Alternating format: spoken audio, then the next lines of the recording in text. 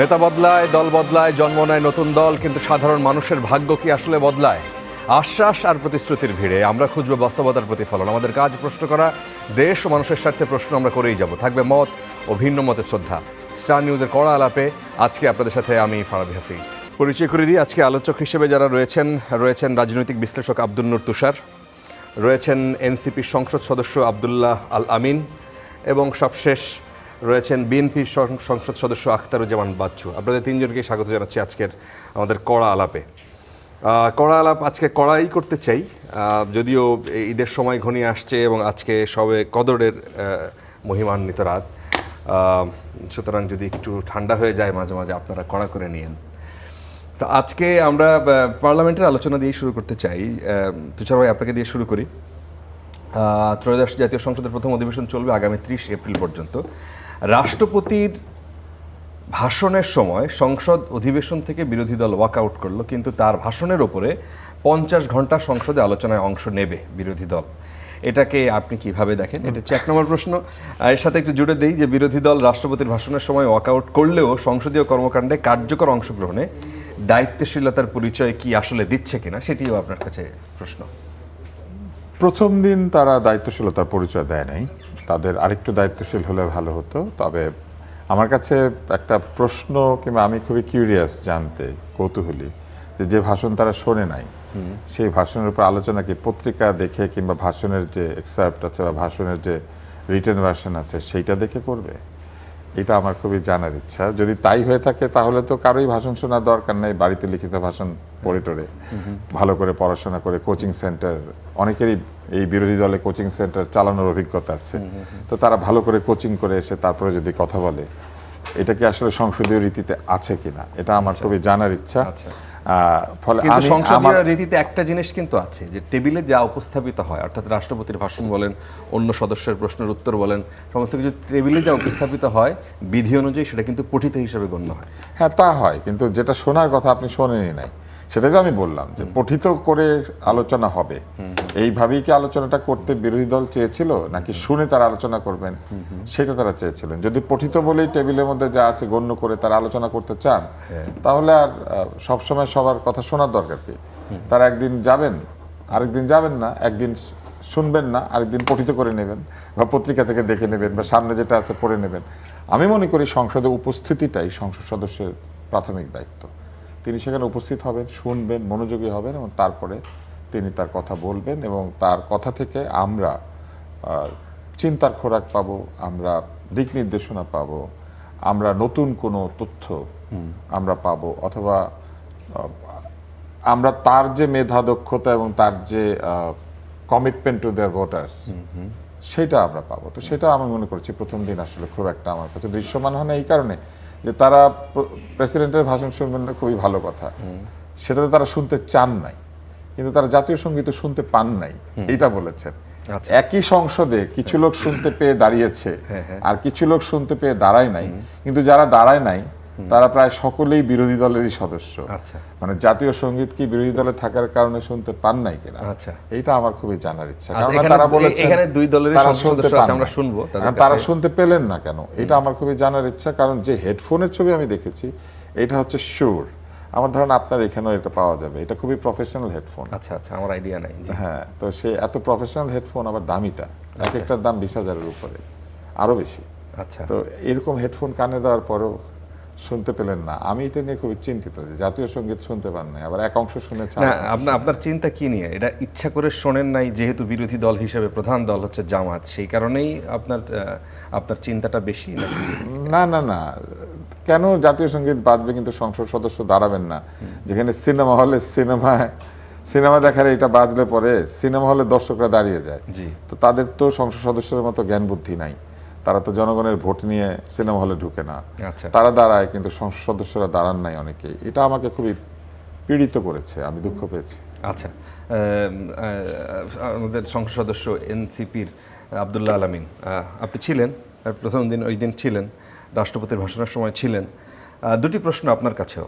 প্রথম প্রশ্ন হচ্ছে যে আপনাদের দাবি ছিল রাষ্ট্রপতি যেন কোনোভাবে ভাষণ না দেয়, এবং সেটা সেই সংসদের বিধি অনুযায়ী রীতি অনুযায়ী রাষ্ট্রপতির ভাষণ দিয়েই শুরু হয় আসলে, আপনারা সেটা চান নাই। এবং পরের প্রশ্ন আসলে পরের আলোচনা আমি আবার প্রশ্ন করব যে আপনারা আসলেই কি শুনতে পান নাই নাকি জাতীয় সঙ্গীত। ধন্যবাদ। আমি তুষার ভাইকে একটু উনি বলছেন যে উনি জানেন না, এই জন্য জানাচ্ছি যে আসলে এটা রাষ্ট্রপতির ভাষণের উপর না, ধন্যবাদ প্রস্তাবের উপর আলোচনা। জি, রাষ্ট্রপতি ভাষণ দেওয়ার পরে কাকে ধন্যবাদ দেবে? রাষ্ট্রপতিকে ধন্যবাদ প্রদানের জন্য যে প্রস্তাব সরকারি দল থেকে দেওয়া হয়েছে, ভাষণের জন্য ধন্যবাদ, ওটার উপর আলোচনা। তো স্বাভাবিকভাবে আমরা ওই আলোচনায় আমরা পার্টিসিপেট করব, কারণ আমরা তো ধন্যবাদ জানাতে চাই না, এটা এক। আর রাষ্ট্রপতির ভাষণের উপরও আলোচনা। আমরা কি কারণে রাষ্ট্রপতির ভাষণটা শুনতে চাই নাই, এখন আমি ওয়াকআউট করে বের হয়ে গেছি দেখে তুষার ভাইরা বলবেন যে তারা তো সংসদীয় বিধি মানেন না, কেন ওয়াকআউট করতেছেন আমরা বুঝতেছি না। তাহলে আমার জনগণরা স্পষ্ট করে বক্তব্য দিয়ে বুঝাইতে হবে যে আমি কেন রাষ্ট্রপতির ভাষণ শুনতে চাই নাই বা ধন্যবাদ দিতে পারছি না। এই জন্য আমার ওই আলোচনায় অংশগ্রহণ করতে হচ্ছে, এক। আর দুই হচ্ছে ভাই যেভাবে বলতেছেন যে ভাষণ শুনি নাই বা না শুনে কিভাবে আলাপ করবেন, এটা পঠিত হয়েছে, এটা তো আপনি যেটা বলেছেন, কিন্তু এর বাইরেও বাংলা ইংরেজি ড্রাফট কিন্তু প্রত্যেক পার্লামেন্ট মেম্বারকে প্রোভাইড করা হয়। তো এই জন্য ওই আলোচনায় পার্টিসিপেট করতে তার ওইটা পরে পার্টিসিপেট করতে তার কোনো ইস্যু হবে, অসুবিধা হবে না। আর জাতীয় সঙ্গীতের ব্যাপারে যেটা বলেছেন সেটা হচ্ছে জাতীয় সঙ্গীত নিয়ে তো কোনো ইস্যু থাকার প্রশ্নই আসে না। আমরা বাংলাদেশকে ধারণ করি, জাতীয় সঙ্গীতকে ধারণ করি, জাতীয় সঙ্গীতের প্রতি শ্রদ্ধাবোধ, এটা নিয়ে কোনো সমস্যা নেই। কিন্তু এই ক্ষেত্রেও তুষার ভাইকে জানাই যে তুষার ভাই তো অনেক বলতেছিলেন যে অনেক দামি হেডফোন, কিন্তু প্রথম দিনই সংসদে আধা ঘন্টার উপরে সংসদ অধিবেশন মুলতবি ছিল এই সাউন্ড সিস্টেমের ঝামেলার কারণে। এটা ভাইও জানে, যখন জাতীয় সঙ্গীত বেজেছে তখন সরকারি দল শুনলো, ঝামেলা ছিল। সরকারি দল শুনলো কিভাবে? আপনি একটু বলেন। আমি শেষ করি, বলবেন তো অবশ্যই। তো সাউন্ড সিস্টেমের ঝামেলা ছিল, ইভেন স্পিকারেরও বক্তব্য আছে যে আপনি যদি আপনার সাউন্ড সিস্টেমে না শুনেন বা মাইকে যদি বলতে না পারেন, পাশের কারোটা ইউজ করে বলেন বা শুনেন, এটাও কিন্তু স্পেসিফিক উনি বলছেন। তো এই ইস্যুটা ছিল ওই দিন। তো মূল ইস্যুটা কোথায় আমি বলি, এটা এমন একটা নিরীহ ব্যাপার না যে জাতীয় সঙ্গীত সংসদ অধিবেশনে বাজতেছে, আমরা ভাষণের জন্য দাঁড়াইলাম, সঙ্গীতের জন্য দাঁড়াইলাম অথবা দাঁড়াইলাম না। এটা হচ্ছে সংসদের রীতি অনুযায়ী রাষ্ট্রপতি যখন প্রবেশ করেন তখন জাতীয় সঙ্গীতটা বাজে। তা আমরা রাষ্ট্রপতি এইখানে আবার রাষ্ট্রপতি যখন প্রস্থান করেন তখনও জাতীয় সঙ্গীত বাজে। তা আমরা মূলত রাষ্ট্রপতি এই অধিবেশনে আসবেন, বক্তব্য দিবেন, এটার বিরুদ্ধে। এই জন্য যখন উনি আসছেন সরকারি দলের লোকজন দাঁড়িয়েছেন তার সম্মানে, এটাও রীতি। তা আমরা বলেছি যে ওনার এই নৈতিক গ্রাউন্ড নাই যে উনি মহামান্য রাষ্ট্রপতি, তার জন্য আমরা দাঁড়াবো, এই নৈতিক গ্রাউন্ড নাই, এই জন্য তার সম্মানে আমরা দাঁড়াবো না। তার মানে আপনি শুনতে পাচ্ছিলেন জাতীয় সঙ্গীত বাজছে? হ্যাঁ, আমি বলি, আমি শেষ করি। তো তার সম্মানে আমরা দাঁড়াবো না, কিন্তু দাঁড়াবো না তার সম্মানে আমরা দাঁড়াইনি, কিন্তু জাতীয় সঙ্গীত যখন বাজা শুরু হয়েছে আমরা কিন্তু দাঁড়িয়ে গেছি। আচ্ছা, আমরা দাঁড়িয়ে গেছি। এবং আপনি যদি পুরো সময়ের আপনি যদি ক্লিপটা দেখেন, ক্লিপটা বলতে ওটা লাইভ টেলিকাস্ট হয়েছে, আমরা কিন্তু দাঁড়াইছিলাম। প্রথম সময়ে রাষ্ট্রপতির সম্মানে যেই দাঁড়ানো, ওইটা আমরা দাঁড়াইনি, কারণ আমরা বলেছি আমরা তাকে মহামান্য রাষ্ট্রপতি মনে করি না, তার ওই নৈতিক গ্রাউন্ড নাই। কিন্তু এরপরে যখন জাতীয় সঙ্গীত কন্টিনিউ হয়েছে আমরা কিন্তু দাঁড়িয়ে গেছি, এবং জাতীয় সঙ্গীতকে আমরা তো ধারণ করি, তো আমরা দাঁড়িয়েছি, সম্মান প্রদর্শন করেছি, এবং জাতীয় সঙ্গীতের সময়টুকু দাঁড়িয়েছিলাম। এরপরে আমরা বসেছি, এরপরে রাষ্ট্রপতির ভাষণের সময় আমরা বলছি যে আমরা ওয়াকআউট করবো, কারণ আমরা এখানে থাকতে পারবো। আচ্ছা, তো এইটা হচ্ছে আমাদের অবস্থা। না, কিন্তু এইটাকে একটা দ্বিচারিতা হয়ে গেল কিনা? আপনি ওই স্ট্যান্ডে ওখানেই যদি থাকেন যে রাষ্ট্রপতি যখন আসবেন তখন আপনারা দাঁড়াবেন না বা রাষ্ট্রপতিকে সম্মান জানাবেন না, আপনারা কিন্তু রাষ্ট্রপতির আহ্বানেই ওই সংসদে গেছেন। আমি বলি, এটা একটা হচ্ছে ফর্মালিটিস, আরেকটা হচ্ছে আপনার তাকে অ্যাকসেপ্ট করা, দুই জিনিস।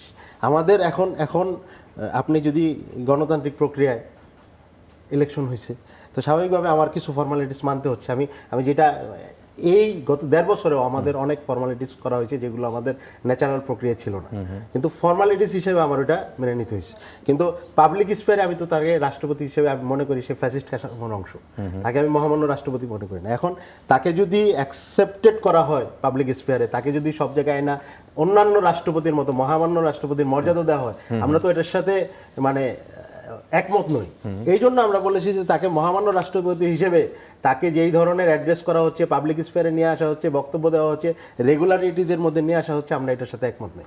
হ্যাঁ, যতক্ষণ পর্যন্ত অভিশংসন, আমরা বলেছি স্পষ্ট করে তার অভিশংসন দরকার, যতক্ষণ পর্যন্ত অভিশংসন না হবে ততক্ষণ পর্যন্ত মানে রাষ্ট্রের প্রয়োজনে যতটুকু ফর্মালিটিস না হইলেই না ততটুকু, আমরা ইন্টারভিউয়ের সময় এটা দেখেছি, যতটুকু প্রয়োজনে তার ফর্মালিটিস দরকার পড়েছে ততটুকুই উনি ওই ছিলেন। ফর্মালিটিজের ওই অংশ হিসেবে তো সে ভাষণ দিলেন না, ফর্মালিটিসের ওই অংশ হিসেবে ভাষণ দিলেও আমি তো যেহেতু পাবলিক স্ফেয়ারে উনি ভাষণ দিবেন বা দিবেন না এই ব্যাপারটা আমরা বলেছি যে আমরা তাকে কোনোভাবেই অ্যাকসেপ্ট করি না। আমরা বলেছি প্রথম ধাপেই তার অভিশংসনের আলাপ হইতে হবে। তো ওইখানে অভিশংসনের আলাপ আমরা চেয়েছি, তো এটা হয়নি, আমরা ওয়াকআউট করেছি এবং ওটাও সাংসদীয় রীতি। এখানে মানে ওই ধরনের কোনো সাংসদীয় রীতি আমরা ব্যত্যয় করেছি বলে আমরা মনে করি। আচ্ছা, আখতারুজ্জামান বাচ্চু, এই আলোচনা দিয়েই একটু সেম প্রসঙ্গ টানতে চাই যে আপনি তো এই সময় উপস্থিত ছিলেন, আপনি কি বলবেন যে জাতীয় সঙ্গীত যখন চলে তখন তারা ইচ্ছাকৃতভাবেই বসেছিলেন অথবা সম্মান জানান নাই? আপনার কি তাই মনে হয়েছে? ধন্যবাদ আপনাকে, আপনার মাধ্যমে আমার দুজন বিজ্ঞ সহ-আলোচক এবং স্টার নিউজের দর্শক শ্রোতা সবাইকে ধন্যবাদ। বিশেষ করে আমার নির্বাচনী এলাকা ময়মনসিংহ 10 গফরগাঁও এবং পাগলা থানার জনগণ যারা শুনছেন তাদেরকে ধন্যবাদ। আসলে আমাদের মাননীয় সংসদ সদস্য আলামিন সাহেব যেটা বলছিলেন যে আসলে হেডফোনের একটি হেডফোনে, এটা সামগ্রিক না, একজনের হেডফোনে একটু প্রবলেম হচ্ছিল, তখন মাননীয় স্পিকার বলেছেন যে আপনার যদি হেডফোনের প্রবলেম থাকে তাহলে পাশের জনের সিটে গিয়ে আমাকে বলতে দেন। আমি কিন্তু আপনার কথা বলার সময় আমি ইন্টারাপ্ট করি না, আপনিও প্রেজেন্ট ছিলেন, আমিও প্রেজেন্ট ছিলাম, তো so please don't interrupt me. তো এরকম 2-4 জন বলেছেন, তখন বলেছেন যে আপনি পাশের সিট থেকে আপনি বক্তব্য দিতে পারেন। আর আমি আপনাদেরকে আপনার মাধ্যমে একটা জিনিস স্পষ্ট করতে চাই যে সংসদে বক্তব্য দেওয়া হয়, যে সংসদ সদস্য বা যেই দিক স্পিকার বা যেই দিক, ওই বক্তব্য শোনার জন্য হেডফোন লাগে না, এমনিতেই শোনা যায়। জি, বুঝতে পেরেছেন? সেটার জন্য হেডফোনের প্রয়োজন নাই, আর হেডফোন ছাড়াই শোনা যায় এবং সংসদ সদস্যরা স্পষ্টভাবেই সবার বক্তব্যই সবাই শুনতে পারেন। আচ্ছা, যে সাউন্ড সিস্টেম আছে সেটাই জানি যে আমি দীর্ঘদিন ওই সংসদ কভার করছি, মানে যে সাংবাদিক ওখানে কভার করি এবং আমি যাই, তো আমরা তো ওখানে বসেই শুনতে পাই কে কি বলছে, আমরা হেডফোন ছাড়াই কিন্তু শুনতে পাই। তো যেহেতু সংসদে মাঝখানে 5ই আগস্টে একটা ভাঙচুর হয় এবং অনেক সংস্কার কার্যক্রম ছিল, সেই কারণে গত দিনও আলোচনা একজন বলছিলেন যে এই সময় একটা কারেকশন হয়েছে এবং এই হেডফোনগুলো আসলে নতুন, এবং একজন সংসদ সদস্য সচিবও বলেছেন আচ্ছা 5 আগস্ট রিলেটেড ইস্যুতে এই পুরো সাউন্ড সিস্টেম আচ্ছা মূলত হলো যে হেডফোন ছাড়াই শোনা যায়। ওনারা সবাই শুনেছেন, আমরাও সব শুনেছি, যে বক্তব্য দিয়েছেন, রাষ্ট্রপতি কেন, জাতীয় সঙ্গীত কেন, যে যা বলেছেন আমরা সবাই শুনেছি। এখন আপনি একটা হলো শোনা, আর একটা হলো শুনেও না শোনার ভান করা, দুটার মধ্যে একটা বিস্তর ফারাক। এখন ওরা কি শুনেন নাই নাকি শুনেও না শোনার ভান করেছেন, এটা একটা বিগ কোশ্চেন। দেখেন, আমরা প্রথমবার পার্লামেন্টে গিয়েছি, আমি এই জুলাই বিপ্লবে আমাদের এনসিপির নেতা উনিও ছিলেন, আমিও ছিলাম, আমার মেয়েও ছিল। আমি যখন বাসায় ফিরেছি, আমি আপনাকে এই যে অনের লাইভ হচ্ছে, আমার মেয়ে বিশ্ববিদ্যালয়ের পড়ুয়া মেয়ে, আমি যখন ইফতারের পর বসলাম ইফতার করার জন্য, তখন আমাকে বলল যে বাবা, প্রথম দিন এই সংসদে যা হইল খুবই কী হইল? বললাম কেন কী হয়েছে? বললো জাতীয় সঙ্গীত বাজার সময় কেউ দাঁড়াইলো না, আর জামাত যা করলো। তো ইভেন আমি বাজারে গেলাম, বাজারের দোকানদারও এই প্রশ্নটা করলো যে সংসদ নাকি এটা অন্য কিছু। আমরা প্রথম দিন আসলে এটা বাংলাদেশে একটি গণতান্ত্রিক নির্বাচনের মাধ্যমে, ফ্যাসিস্ট মুক্ত বাংলাদেশে একটি গণতান্ত্রিক রূপান্তরের মাধ্যমে একটি বাংলাদেশের ইতিহাসে সবচেয়ে গ্রহণযোগ্য একটি নির্বাচন। আপনি দেখবেন যে বাংলাদেশে একটি ছোটোখাটো নির্বাচন হলেও সেই নির্বাচনে অনেক সহিংসতা হয়, মারামারি হয়, কাটাকাটি হয়, কেউ মরে নাই, এরকম একটা জাতীয় সংসদ নির্বাচনে এরকম রেকর্ড নাই। দিস ইজ এটা রিয়েলিটি। কিন্তু এইবার বাংলাদেশে এই নির্বাচনের আগে পরে কোনো সহিংসতা হয়নি। এই নির্বাচনের মাধ্যমে যারা জনগণের ম্যান্ডেট নিয়ে এই সংসদে এসছেন, তাদের আচার আচরণ বা তাদের চলন বলন কথাবার্তা আরও একটু মানুষের প্রত্যাশাটা আরো অনেক উচ্চ মার্গের, অনেক বেশি ছিল। কিন্তু আমরা আসলে আনফর্চুনেটলি আমাদের বিরোধী দলের সংসদ সদস্যরা সেদিন যা করলেন বা দেখালেন, আরেকটা জিনিস আপনি হয়তো সেই প্রসঙ্গে আনেন নাই, আমি তো প্রত্যক্ষদর্শী, আপনি হয়তো সেই গ্যালারিতে ছিলেন বা কাভার করার জন্য গিয়েছেন। আপনারাও দেখেছেন যে একটা যুদ্ধ দেখি যে একটা ভাব, এটা মনে হয় যে আমাদের কাছে জাতি প্রত্যাশা করে না। আগে এটা ধরেন রাজপথ, আগে থেকে রাজপথ আর সংসদ, প্ল্যাকার্ড নিয়ে যাওয়া, হ্যাঁ আগে থেকে প্ল্যাকার্ড ছাপিয়ে নিয়ে যাওয়া, তার মানে দ্যাট ইজ প্রি প্ল্যান। মানে একটা সংসদে আপনার না রাষ্ট্রপতি আসবেন সেটাও তো প্রি প্ল্যান। না রাষ্ট্রপতি আসবেন, দেখেন আপনি যদি সেই প্রসঙ্গে যেতে চান, দেখেন জুলাই বিপ্লবের পর এই রাষ্ট্রপতির কাছে ওনাদের উপদেষ্টারা শপথ নিয়েছেন, ওনারাই কিন্তু এই উপদেষ্টা মণ্ডলী পরিষদ গঠন করেছেন, তখন ওনার কাছে শপথ নিয়েছেন। তারপর আবার এই রাষ্ট্রপতি এই সংসদ অধিবেশনটা আহ্বান করেছেন। তোরা যে রাষ্ট্রপতি আহ্বানে আপনি সংসদ অধিবেশনে গেলেন, যেতে পারলেন, আপনি ওনার আহ্বানে সংসদ অধিবেশনে গেলেন এবং উনি সংসদ ডেকেছেন, সেই সংসদে আপনি শপথ নিয়েছেন, ওথ নিয়েছেন, আর ওনার ভাষণের সময় আপনি ওয়াকআউট করলেন। তার মানে এটা একটা দ্বিচারিতা। আর হলো যে আপনি যদি ওয়াকআউট, আপনার অধিকার আপনি করতেই পারেন, কিন্তু যে আর জাতীয় সঙ্গীত বাজানোর সময় যেটি হয়েছে, অনেকক্ষণ ওনারা বসেছিলেন এবং প্ল্যাকার্ড প্রদর্শন, বসে বসেই প্ল্যাকার্ড প্রদর্শন করতেছিলেন, কেউ দাঁড়িয়ে করতেছিলেন, একটা বিশৃঙ্খল পরিবেশ। এটা আসলে বাংলাদেশের এই জুলাই বিপ্লব পরবর্তী বাংলাদেশে এটা কাঙ্ক্ষিত না, প্রত্যাশিত না। এটা হলো যে কেউ কেউ প্রশ্ন করেছেন যে রাষ্ট্রপতি, যিনি মূলত আসলে আওয়ামী লীগের থেকে মনোনীত একজন মানুষ এবং তিনি রাষ্ট্রপতির আসনেই ছিলেন এতদিন, এবং তার ভাষণে তিনি তার বক্তব্যের মধ্যে বললেন যে ফ্যাসিবাদ, এই শব্দ ব্যবহার করলেন, যে গত 17 বছর ফ্যাসিবাদী শাসন ছিল এবং তারা দুর্নীতির একটা স্বর্গরাজ্য বাংলাদেশকে বানাতে চেয়েছিল এবং সেইভাবেই তারা কাজকর্ম করে গেছেন। এটা কি আপনারা নিজে মানে ইচ্ছা করেই তার মুখ দিয়ে এগুলো বলালেন? দেখেন অনেকে জিজ্ঞেস করেন। দেখেন দিস ইজ রিয়েলিটি, এটা ইচ্ছাকৃত বলার বা নানোর কিছু নাই। রাষ্ট্রপতি সংসদীয় রীতিতে রাষ্ট্রপতি যে সংসদে ভাষণ দিয়ে থাকেন, সেই ভাষণটি মানে সরকারের ভাষণ, সেটা মানে রাষ্ট্রপতি নিজের ভাষণটা সেখানে দেন না, সরকারের। এবং তারপর বিগত এই যে ফেসিস্ট আমলে যা হয়েছে, সেটি তো আসলে অনস্বীকার্য।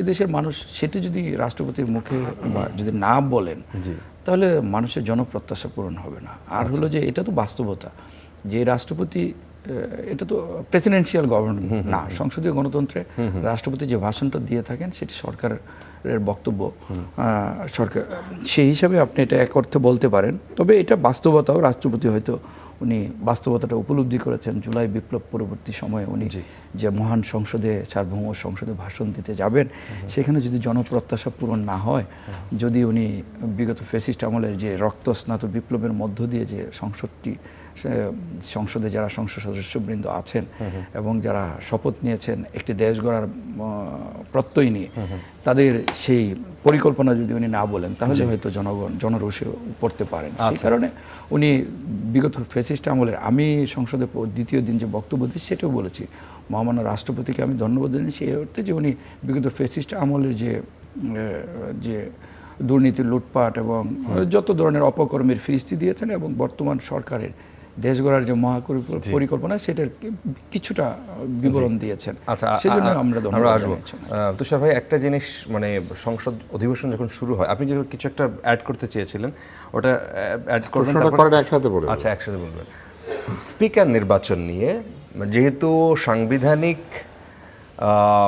এক ধরনের যে ব্যত্যয় না ঘটিয়ে একটা জিনিস দেখানো, মানে কোনো ব্যত্যয় ঘটে নাই বাংলাদেশে, যেভাবে সরকার শেখ হাসিনা চলে গেছে এবং সে রিজাইন দিয়ে গেছে রাষ্ট্রপতির কাছে, এবং রাষ্ট্রপতি পরবর্তীতে একটা অন্তর্বর্তী সরকার তারা শপথ নিয়েছে, নির্বাচন কমিশন গঠন হয়েছে এবং সংসদীয় পদ্ধতিতে নির্বাচন হলো, ব্যাপারটা তো তাই।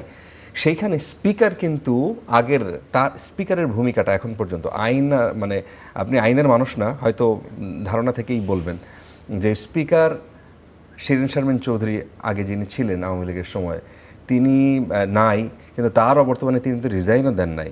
ডেপুটি স্পিকার, তারও খবর আমরা ওইভাবে ঠিক জানি না। তো সেই জায়গাটায় স্পিকার নির্বাচনে আমি জানি না আইনের কোনো ব্যত্যয় ঘটেছে কিনা, এই বিষয়ে নিয়ে আপনি কিছু বলতে চান? আইনের ব্যত্যয় মানে স্পিকারের শপথ গ্রহণ করানোর কথা ছিল, স্পিকার আসবেন, জি, তো স্পিকারকে তো পাওয়া যায় নাই।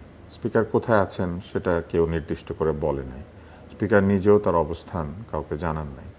অর্থাৎ স্পিকারকে না পাওয়া গেলে পাওয়ার কথা ডেপুটি স্পিকারকে। ডেপুটি স্পিকার আছেন জেলখানায়, তো সেই কারণে না, এটারও বিধিবিধান সম্পর্কে আমিও পরিষ্কার না, মানে আপনার বিধিবিধান কাছ আছে থেকে- একটা, কিন্তু সেই বিধিবিধান যদি কেউ না পাওয়া ওনারা যায়, যদি রিজাইন না করেন, কাউকে যদি না পাওয়া যায়, তাহলে তারও বিধিবিধান আছে, সেইভাবে হয়েছে। না পাওয়া যাবে, জেলে আছে মানে সরকারের কাস্টডিতে জেলে আছে মানে জেলে আছে মানে তো এই না যে সরকার তাকে না, ছাড়িয়ে নিয়ে আসবে। না, ছাড়িয়ে নিয়ে আসবে না, সে তো রিজাইনও করতে পারতো। কে? Deputy speaker. Deputy speaker resignation না দিলে কি সংসদ তো ভেঙে দেওয়া হয়েছে? আর স্পিকার তো আছেন কোথাও না কোথাও, স্পিকার তো মৃত না, গুমও হন নাই, কোথাও আছেন। আচ্ছা, স্পিকারের অনুপস্থিতিতে ডেপুটি স্পিকারকে নিয়ে আসা যেত, কিন্তু স্পিকারকে সরকার আনে নাই, জেলখানে আছেন। ওনাকে তো মুক্তি দিলে বিশেষ ব্যবস্থায় মুক্তি দিয়ে আনতে। না দেখেন, এটা এই ব্যাপারে তুষার ভাই যেটা বললেন যে স্পিকার থাকলে স্পিকার শপথ পড়াবেন, স্পিকার না থাকলে ডেপুটি স্পিকার, এবং ডেপুটি স্পিকার না থাকলে সেখানে কিন্তু প্রধান নির্বাচন কমিশন, এটা কিন্তু আইনেই আছে, এটা আইনগতভাবেই হয়েছে। আর হলো যে আপনার কেউ যদি জেলে থাকেন, কেউ যদি থাকেন, হি ইজ নট এক্সিস্টেড, মানে তিনি নেই, তো এটা তাকে আনতে পারতেন আপনারা, যদি চাইতেন, আপনারা আনেন নাই। না, এটা আইন অনুযায়ী আপনার তো দেখেন, আইন অনুযায়ী প্রধান এটা সুযোগ নাই, নির্বাচন কারণ হলো সংসদ শপথ পড়াতে পারে। সংসদ তো নেই, সংসদ তো এক্সিস্টিং না। নিয়ম হচ্ছে না থাকলেও সুতরাং স্পিকার তার পদে থাকেন। সংসদ তো আরেকটা সংসদ তো এক্সিস্টেড নাই। না, কিন্তু না থাকা পরবর্তী সংসদ নির্বাচন, পরবর্তী ওনারা তো সংসদ absent, কার্যকর না হওয়া দুজনেই পর্যন্ত absent। আর জেলে স্পিকার থাকলে স্পিকারের পদে একজন, থাকে। শুনেন আপনি দেখেন, স্পিকার একজন হয়ে পালিয়ে গেছেন, আরেকজন জেলে আছেন, সুতরাং তারা যে ফ্যাসিস্টদের নিয়োগপ্রাপ্ত, এবং সুতরাং তাদেরকে জামায়া ধরে আমি জেল থেকে এনে তার কাছে আমি শপথ নেব, এই আশাটা তো এটা দুরাশা ভাই। এই আলোচনাটাই তো এই ফ্যাসিস্ট তাকে মুক্ত জামায়াত বাংলাদেশে করে রাষ্ট্রপতি আমি যদি মনে তার করি যে এটা আসলে সাংবিধানিকভাবে আছে। স্পিকার, ডেপুটি স্পিকারের অ্যাবসেন্সে প্রধান নির্বাচন একটু স্ববিরোধী হয়ে যাচ্ছে এখানে একদম ভালো হতো যদি পরিষ্কার আইনজ্ঞ কেউ না, থাকতেন। এখানে আমি একটু বলি, জি। সেটা হচ্ছে ইস্যুটা তো শপথের না। যখন শপথ আমরা নিয়েছি তখন এই বিতর্কটা হয়নি। শপথ তো নিয়েছি আমরা সেই 17 তারিখ, শপথ যখন নিয়েছি তখন কিন্তু ইস্যু হয়নি, কারণ শপথের যে ফরম্যাট ওইখানে আছে যে কাকে না পেলে কে পড়াবেন, তো স্পিকার ডেপুটি স্পিকার নাই, নির্বাচন কমিশনার পড়িয়েছেন, জি, ওইটা ওকে। কিন্তু যেটা নিয়ে আলাপটা আমার মনে হয় আপনি তুলতে চেয়েছেন সেটা হচ্ছে কে এই অধিবেশনটা কন্ডাক্ট করবেন। তো এই ইস্যুটাই যেটা হয়েছে এখানে হচ্ছে, ভাই হঠাৎ করে বললেন যে ওই জামায়া ধরে আমি কেমনে নিয়ে আসি, ফ্যাসিস্ট সময়ের নির্বাচিত, আমরা তো ওই একই লজিকের কথা বলেছি।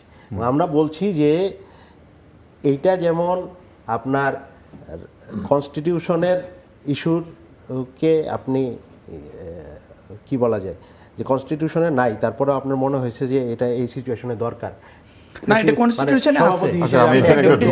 সভাপতি আমি এই জায়গায় একটু ঢুকি।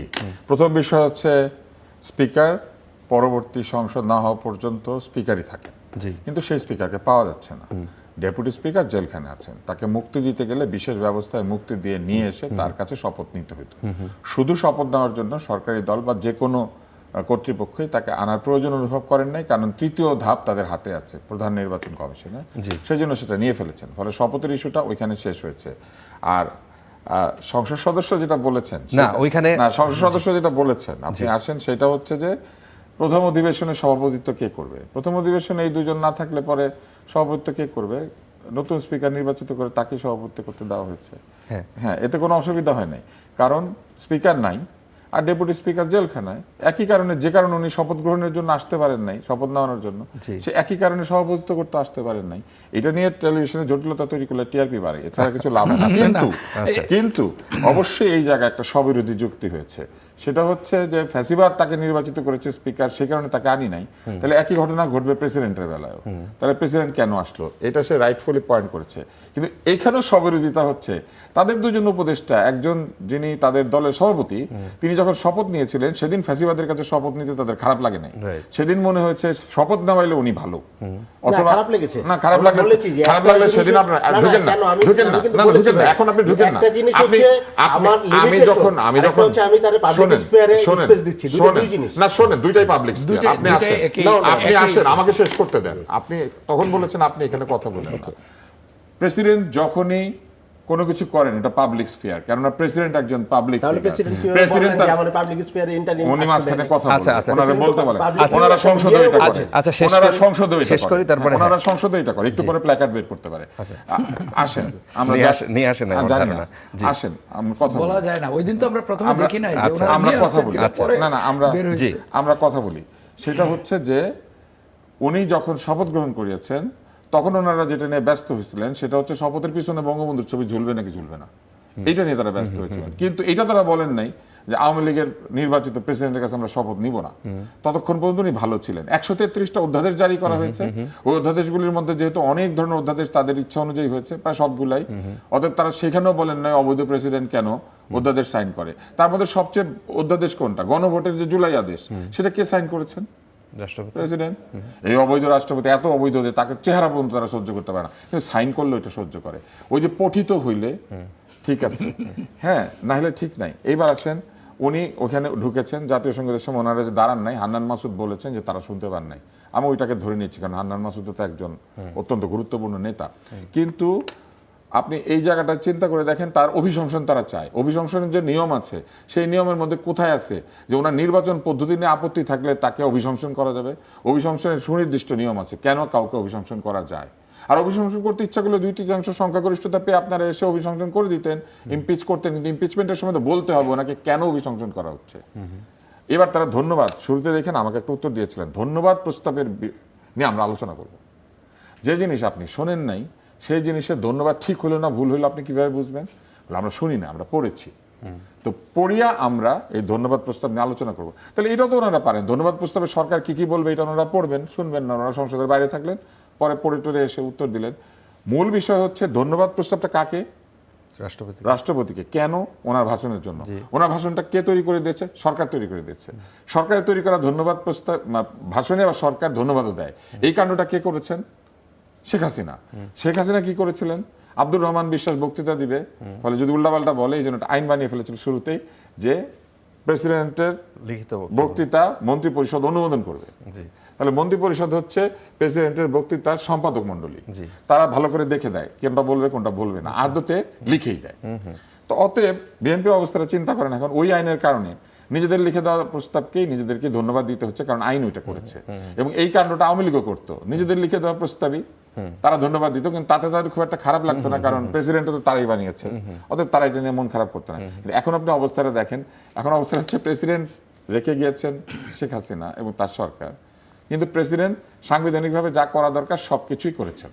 উনি কিন্তু এখন এই বক্তৃতা দিয়েছেন সাংবিধানিক বাধ্যবাধকতার কারণে, আগেও যখন দিতেন তখন এটার কারণেই দিতেন, এবং তাকেই সাংবিধানিক বাধ্যবাধকতার কারণেই ওই শপথের সময় আনা হয়েছিল, রেফারেন্সের সময় আনা হয়েছিল। অন্তর্বর্তী সরকার কি করে তৈরি হলো? বলা হলো প্রেসিডেন্ট 106 ধারায় রেফারেন্স চেয়ে এই সংসদ এই অন্তর্বর্তী সরকার তৈরি করেছে। মানে প্রেসিডেন্ট যখন আদালতের কাছে রেফারেন্স চায় ডক্টর ইউনূসকে প্রধান উপদেষ্টা বানানোর জন্য, তখন উনি ঠিক আছে, তখন উনি ফ্যাসিবাদের দোষর না, কারণ ইউনূস সাহেব উপদেষ্টা হবেন। আপনি আর আমি হইলে তখন কিন্তু আমার দোষর হয়ে যেত, কারণ আমাদের দুজনকে ওনাদের পছন্দ না, ইউনূস সাহেবকে পছন্দ। ওনাদের পছন্দের সাথে যেটা যেটা মিলে ওইটা ওইটা ঠিক আছে, যেটা যেটা মিলে না সেটা ফ্যাসিবাদী, সেটা দোসর, সেটা ট্যাগ, সেটা কালচারাল ফ্যাসিস্ট, সেটা গণমাধ্যম ফ্যাসিস্ট। ফ্যাসিস্ট শব্দটাকে ওনারা বেশ একটা সুন্দর জায়গায় নিয়ে গেছেন। এখন দেখলে মনে হবে যে আপনিও ফ্যাসিস্ট, আমিও ফ্যাসিস্ট, সবাই ফ্যাসিস্ট, খালি ওনারা ছাড়া ওনারা কেউ ফ্যাসিস্ট না। কিন্তু ওনাদের দলের মধ্যে এমন লোক আছে যারা ফ্যাসিস্টদের প্রধানতম ব্যক্তির জন্য বক্তৃতা দিয়েছেন, এবং সেই বক্তৃতা আবার তাদের খারাপ লাগে না। ওই বক্তৃতার জন্য ওনারা বলেন না যে তুমি যে এত সুন্দর বক্তৃতা দিয়েছিলে, এইভাবে দিয়েছিলে, সেজন্য তুমি ফ্যাসিস্ট। কি বলে জানেন? তখন দিতে বাধ্য হয়েছিল, অন্যরা করলে বাধ্য হয় না, ওনারা করলে বাধ্য হয়। ওনাদের সমস্ত কিছু হচ্ছে সুবিধাজনক, যেটা এটাকে বলে আর্গুমেন্ট অফ কনভিনিয়েন্স, সুবিধার যুক্তি। যে যুক্তি যেখানে সুবিধা পাওয়া যায় ওনারা সেটা দেন। আচ্ছা, আব্দুল্লাহ আল আমিন, এই বিষয়ে আপনার বক্তব্য ছিল আর কি, যে আপনারা সুবিধা অনুযায়ী যে সময় দরকার ছিল সেই জিনিসটাকেই সাপোর্ট করে গেছেন, যেটা শপথ থেকে শুরু করে ওই অধ্যাদেশ অনুমোদন পর্যন্ত, আর গণভোটটা হয়েছে প্রেসিডেন্টের আদেশে। ধন্যবাদ দেওয়া পর্যন্ত, তার বাকিগুলোকে কেন আপনারা আমি কিন্তু শুরুতে বলেছি যে যেখানে আমরা বলেছি যে আমরা তো কোনো অগণতান্ত্রিক প্রক্রিয়া যেতে চাই না, অবশ্যই গণতান্ত্রিক প্রক্রিয়া আমরা থাকতে চাই। আবার এই সংবিধানের যে গণতান্ত্রিক প্রক্রিয়া, আমরা কিন্তু এটাকেও কোশ্চেন করেছি। আমরা বলেছি যে এই সংবিধানটা পরিবর্তন হতে হবে, কারণ এই যে মনে করেন এই সংবিধানে পুরো সংবিধান পরিবর্তন? না, পুরো সংবিধান না। আমরা এই ঐক্যমত কমিশনে আমাদের অনেক ফাইন্ডিং আছে, যেমন বিএনপি বলতেছে সর্বশক্তিমান আল্লাহর উপর আস্থা বিশ্বাস, এটা কিন্তু এই সংবিধানে নাই। এটা তো পরিবর্তন করতে চায় তারা, পরিবর্তন করতে হবে না। তো না থাকার পরেও ওনারা এটা ঝুলাই দিচ্ছেন কোথায়? পার্লামেন্টে। তো ঠিক আছে, কিন্তু সংবিধানে কিন্তু নাই। তো এখন এই যে পরিবর্তন করতে হবে, আবার বর্তমান সংবিধান অনুযায়ী কিন্তু এটা পরিবর্তন করতে পারবে না। পরিবর্তন করতে হইলে 2/3 মেজরিটি দিয়েও এটা পরিবর্তন করতে পারবে না। পারবে না? না, পারবেন না। এটা যেটা বেসিক স্ট্রাকচার, সেটা হচ্ছে পঞ্চদশ সংশোধনীতে হাসিনা এইভাবে ফ্রেমওয়ার্কটা বানাইছেন এই সংবিধানে, যেটা এটা পারবে না।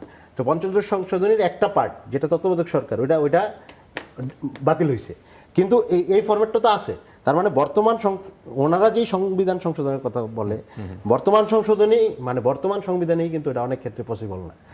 কিন্তু তারপরেও সংবিধানের এই যে দোহাই দেওয়া, আমরা এটাই বলতেছি যে আসলে এই সংবিধানের অনুযায়ী অনেক কিছু হয় নাই বা হওয়া সম্ভব হয় নাই। ওনারা যে যতটুকু সম্ভব হয় মানে মানে নিজেদের পক্ষে ওটারে সম্ভব করছে, আর যতটুকু নিজের পক্ষে যায় নাই ওটারে সম্ভব করেন নাই। তো মূল ঘটনাটা হচ্ছে এই জায়গায়। আরেকটা ব্যাপার হচ্ছে এখানে সুবিধার কোনো ইস্যু না, ইস্যু হচ্ছে আমি বলেছি যে আজকে আমি রাষ্ট্রপতির অভিশংসন চাই, মানে এই মুহূর্তে আমি রাষ্ট্রপতির অভিশংসন চাই। কিন্তু কোশ্চেন হচ্ছে বাংলাদেশে এই মুহূর্তে রাষ্ট্রপতি কে? শাহাবুদ্দিন চুপ্পু। তাকে আমি মহামান্য মনে করি না, তাকে আমি মনে করি না যে সে তার কোনো নৈতিক ভিত্তি আছে, ঠিক আছে, কিন্তু অভিশংসনও চাই। কিন্তু আজকে পর্যন্ত এখন পর্যন্ত তো উনি রাষ্ট্রের সাংবিধানিক প্রধান।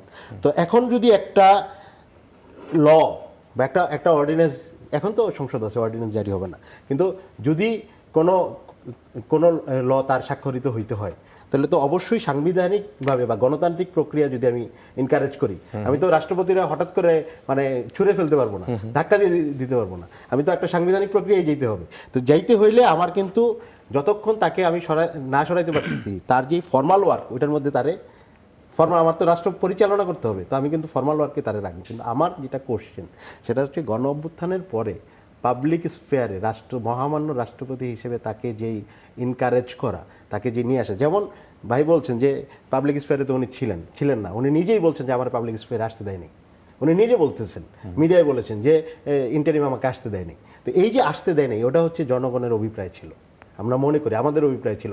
রাষ্ট্রপতি যখন বক্তব্য দিয়েছেন, কেন অভিপ্রায় ছিল আমি বলি, রাষ্ট্রপতি যখন বক্তব্য দিচ্ছেন তখন আমাদের ওই যে 2 চোখ হারানো মাহবুব ভাই ছিলেন ওইখানে, আমরাও ওয়াকআউট করেছি, উনিও ওয়াকআউট করেন। উনি তো এনসিপি করেন না, উনি তো জামাত ইসলাম করেন না, উনি অভ্যুত্থানে আহত। আমি ওনাকে জিজ্ঞেস করলাম আপনি ওয়াকআউট করলেন, বললো যে বিএনপি তো মানে অভ্যুত্থানের আকাঙ্ক্ষাকে ধারণ করলো না, উনি আমাকে বলেছেন। তো এই যে ব্যাপারটা, উনি কোত্থেকে ওয়াকআউট করলেন? মানে ওয়াকআউট বলতে কি, উনি তো পার্লামেন্ট মেম্বার না, কিন্তু উনি ভিপি গ্যালারিতে ছিলেন, মানে উনি ওয়াকআউট বলতে হচ্ছে বের হয়ে গেছেন। না ওয়াকআউট শব্দটার আপনি অপব্যবহার করেন। না, অপব্যবহার না, একজন সংসদ সদস্য না হলে তো আর ওয়াকআউটের প্রশ্ন নেই, কিন্তু ওয়াকআউট মানে উনি বের হয়ে গেছেন, হল থেকে বের হয়ে গেছেন। হ্যাঁ, বের হয়ে গেছেন। ওয়াকআউট হলো। আচ্ছা, একজন ব্যক্তি সংসদ সদস্য না উনি হলে তো একই সাথে বের হয়ে গেছেন। ওয়াকআউটের প্রশ্ন নেই। রাইট। তো এখন উনি অন্য দিক দিয়ে বের হয়েছেন, আমরা তো আমাদের জায়গা থেকে বের হয়েছি, বের হয়ে তার সাথে দেখা এটা বলছে।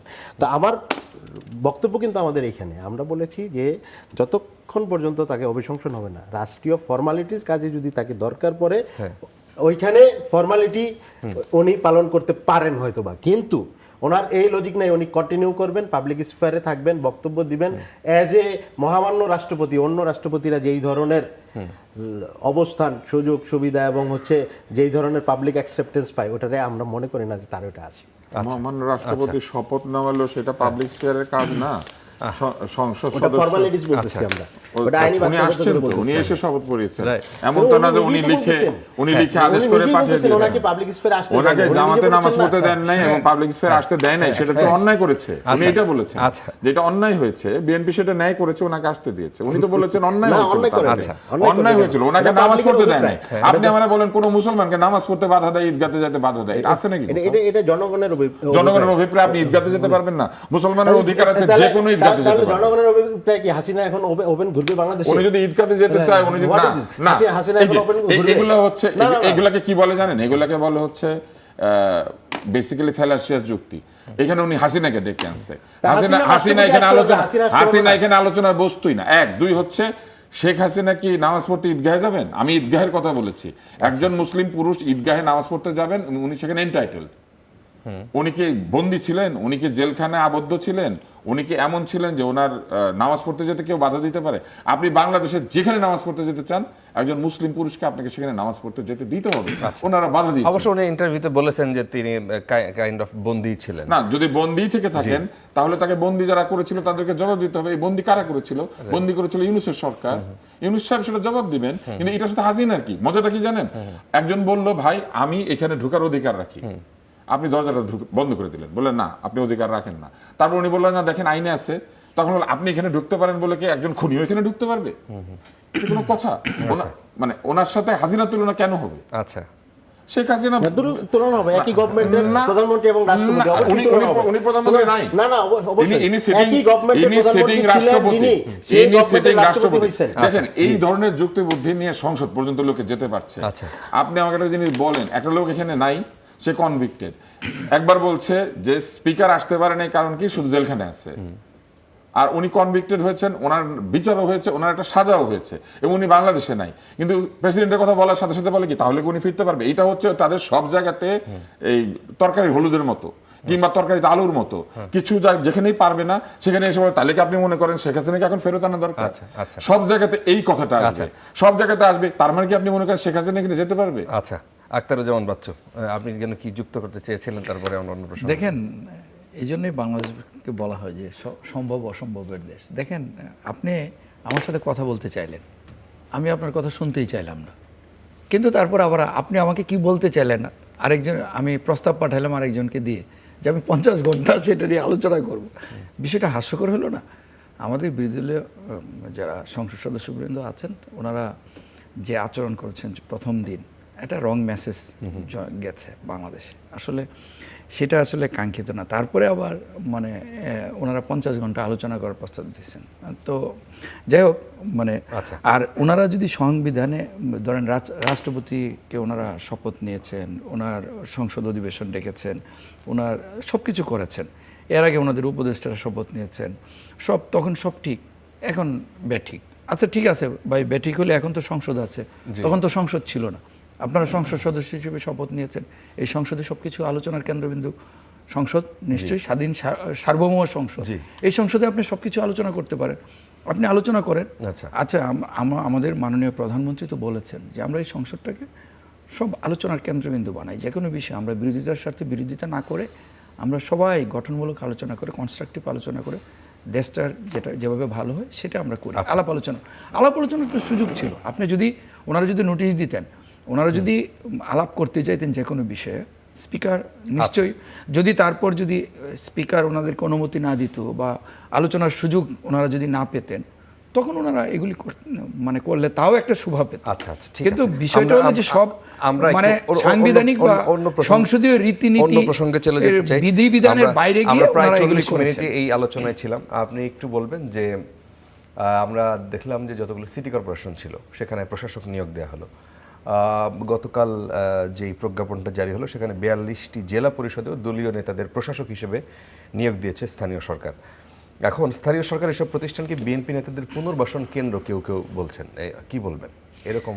দেখেন, কেউ বলে থাকলে এটা তার ব্যক্তিগত স্বাধীনতা, মত দ্বিমতের বিষয় তো থাকতেই পারে, কিন্তু বিষয়টা হলো যে দেখেন, একটা সিটি কর্পোরেশনে লাখ লাখ লোকের বসবাস, এটা তো অন্তর্বর্তী সরকারও করেছিলেন, কারণ হলে মেয়ররা নাই। তো এখন মেয়ররা না থাকলে কি হবে? জনগণের যে একটা মেগা সিটি ঢাকা বা অন্যান্য সিটিতে মেয়র না থাকলে অনেক জনগণের অনেক সেবা ব্যাহত হয়, উন্নয়ন কর্মকাণ্ড ব্যাহত হয়। সেখানে অন্তর্বর্তী সরকারও দিয়েছিলেন, তো বিএনপি সেখানে দিতে অন্তর্বর্তী সরকার যখন নেতাদের পুনর্বাসন, দেখেন অন্তর্বর্তী সরকার যখন দিয়েছে তখন যা জায়েজ, এখন বিএনপি দিয়েছে এখন না জায়েজ, এটা তো হতে পারে না। এখন মানে এই জন্যই আমরা বলছি যে আপনারা তর্কের খাতিরে তর্ক না করে, বিরোধিতার স্বার্থে বিরোধিতা না করে গঠনমূলক আলোচনা করেন। আমি তো আজকেই মানে ধরেন আজকে স্থানীয় সরকার নির্বাচন হবে, নির্বাচনটা তো আমাদের মাননীয় স্থানীয় সরকার, পল্লী উন্নয়ন এবং সমবায় বিষয়ক মন্ত্রী জনাব মির্জা ফখরুল ইসলাম আলমগীর সাহেব বলেছেন খুব শীঘ্রই স্থানীয় সরকার নির্বাচন দেওয়া হবে। তার আগ পর্যন্ত এটা অন্তর্বর্তী আপৎকালীন, মানে মানুষ যাতে সেবা বিঘ্নিত না হয়, যাতে এই সিটি কর্পোরেশনগুলোর মানুষ যাতে অনেক ধরনের জন্ম নিবন্ধন, এটা ওইটা, ট্রেড লাইসেন্স, অনেক কিছুর বিষয় আছে, মানুষের জনস্বার্থে এটা করা হয়েছে। সুতরাং এটাতে এখনো যদি ওই বিবেচনা করেন, তাহলে এখনো ইউনিয়ন পরিষদ বলেন, উপজেলা পরিষদ বলেন, এইসব জায়গায়ও কিন্তু আওয়ামী লীগের আমলে যেই নির্বাচন হয়েছিল এবং প্রায় সব জায়গায় মোটামুটি জোর যার সেই আসলে এই পদগুলোতে বসে যায় চেয়ারম্যান হিসেবে, তো সেই জায়গায়ও কি এই ধরনের না, পজিশনে কাউকে বসায় দেয়া? আপাতত তার আগেই আপনারা ধরে রাখতে পারেন যে নির্বাচন হবে। আর বিশেষ করে যারা ওই জোর করে যারা ভোট করেছিল, এরকম অনেকে পালিয়ে গেছেন। যেরকম আমার নির্বাচন এলাকা 15টি ইউনিয়ন, 15টি জন চেয়ারম্যানই পলাতক, ওখানে প্রশাসক দিয়ে চলছে।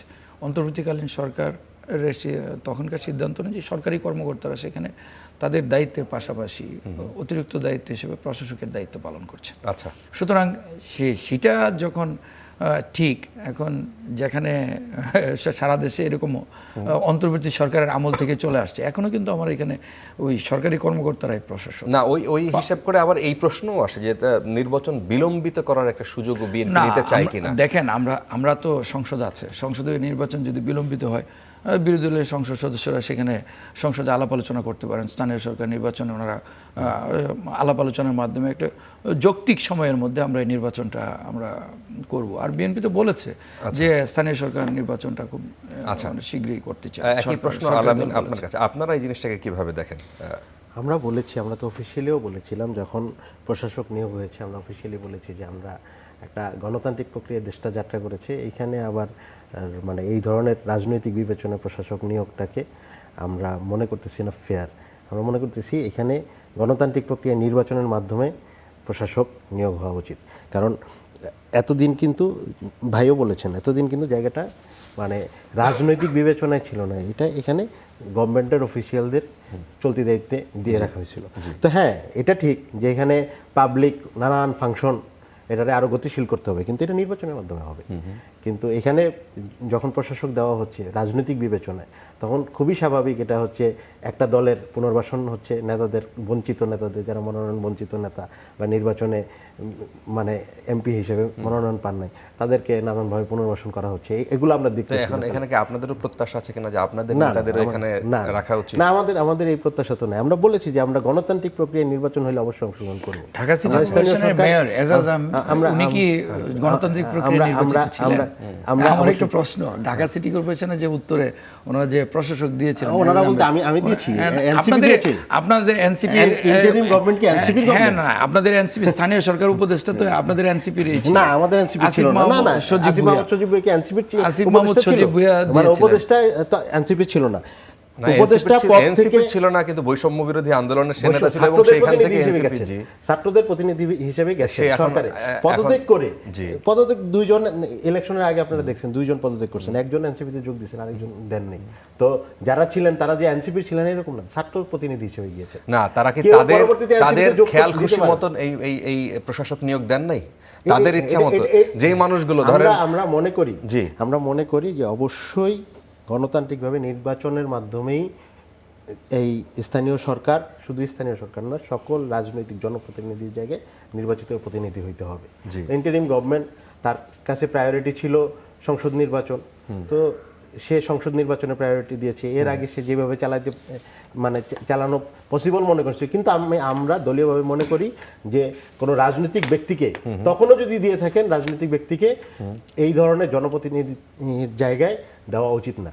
অবশ্যই নির্বাচনের মাধ্যমে স্থানীয় প্রতিনিধি হইতে হবে, অথবা যদি না থাকে সেক্ষেত্রে আইনি বাধ্যবাধকতায় ওই যে সরকারি অফিসাররা চলতি দায়িত্ব পালন করেন, ওটা চলতে পারে।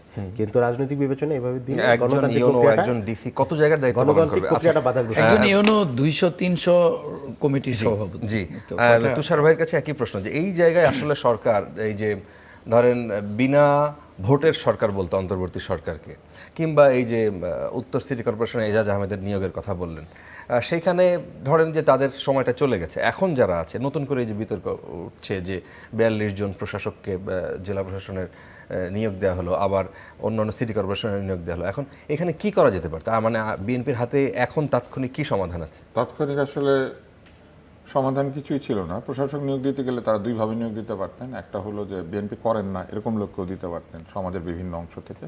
আর তারা যেটা করেছেন, বিএনপি করেন না, জামাত করে না অথবা- না না না বিএনপি অথবা করেন না, NCP কিন্তু এরকম মানুষ আছে না, এজাজ যেমন ধরেন, উনি তো এনসিপি করেন না, কিন্তু তাকে নিয়োগ দেওয়া হয়েছিল কারণ উনি পানি বিষয়ে অনেক জানেন। আচ্ছা, তো উনি যেহেতু পানি বিষয়ে অনেক পরিবেশ জানেন, নিয়ে কাজ পরিবেশ করতেন। নিয়ে কাজ করেন, সেই কারণে আপনি এই টিভি স্টেশনে মশার জন্য বসতে পারেন না। ওনার এলাকাতে এটা ছিল, মশা রীতিমতো নাক মুখ দিয়ে ঢুকে যায়। আমি একটা টিভি স্টেশনে গিয়েছিলাম একটু আগে এই এলাকাতেই, সেখানে গেস্ট এসে মশা মারছিলেন। আচ্ছা। হ্যাঁ, তো ভালো প্রশাসক। তো বিএনপি কি করবে? বিএনপি তাহলে এই দায়িত্ব কেন নিবে যে আপনাকে দিল আমাকে দিল, মনে করেন প্রশাসক, আমরা মশা মারতে পারলাম না, গালি খাবে বিএনপি। তার চেয়ে বিএনপি তার নিজের লোক দিয়েছে, মশা মারতে না পারলে বিএনপি গালি খাবে, আর যদি কাজ করতে পারে বিএনপি প্রশংসা পাবে। তারা সহজ কাজটা করেছে এবং এইটাই রাজনৈতিক দল করবে, এটা আমাদের কোনো আপত্তি নাই। রাজনৈতিক দল যদি তার এফিশিয়েন্ট লোকজনকে দিয়ে কাজটা করিয়ে মানুষকে খুশি করতে পারে, করবে।